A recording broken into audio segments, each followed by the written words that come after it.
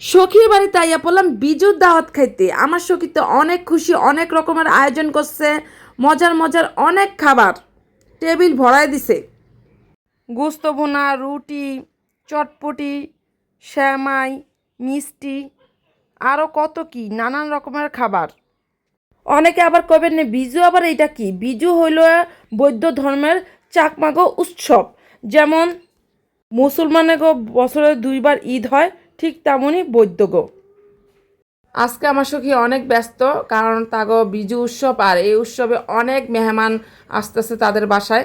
তো এই এক টেবিলে আমারে দিছে, আরেক টেবিল সে আপ্যায়ন করতেছে। মানে সে আমার কাছে আসতেছে আর বারবার বলতেছে কিছু লাগবে নাকি, কিছু লাগলে অবশ্যই বলবা। আমি বললাম না, কিছুই লাগবে না, কারণ হচ্ছে টেবিল ভরাই খাবার ছিল।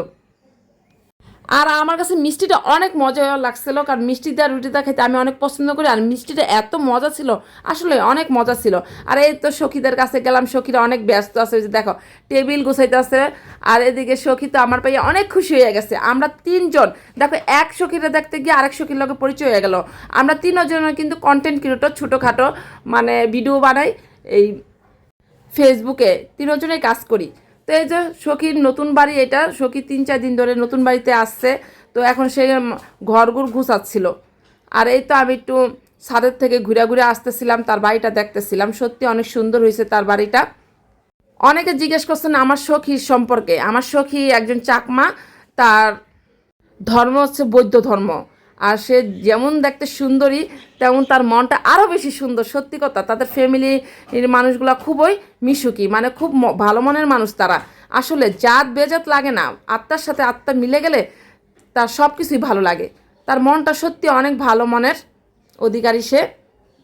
তো এই তো আমি কিন্তু ছাদের থেকে এসে একটু শরবত খেলাম। ভাই এত গরম পড়ছে, গরমে গলা শুকায় গেছে গা। আর এই যে সখীর বোন, এখানে সবাই সুন্দর আর সুন্দর, দেখেন তাকে সবাই চকচক করতেছে, এত সুন্দরী সুন্দরী। এই যে আমার সখীদের সাথে আমি কথা বলতেছিলাম আর তাদের কাছ থেকে বিদায় নিতেছিলাম।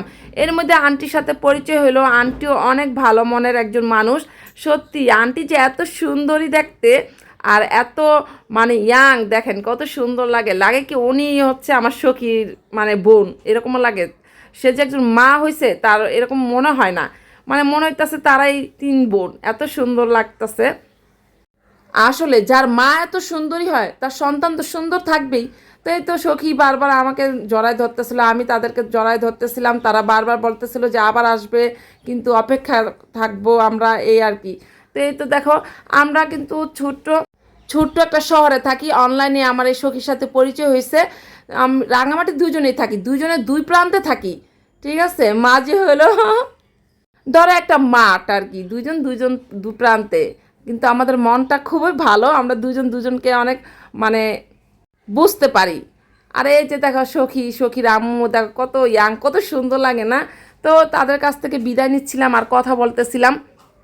ওই যে বললাম মনের মিলে বড় মিল, আত্মার সম্পর্কটাই সবচেয়ে বড় কথা না? এখানে যেটা রক্তের সম্পর্ক, ওইটা তো নামে মাত্র। আর এই তো আমাদের আত্মার সাথে আত্মা মিলে গেছে। এখন এ পর্যন্তই, তোমরা সবাই ভালো থাকবা। আল্লাহ হাফেজ।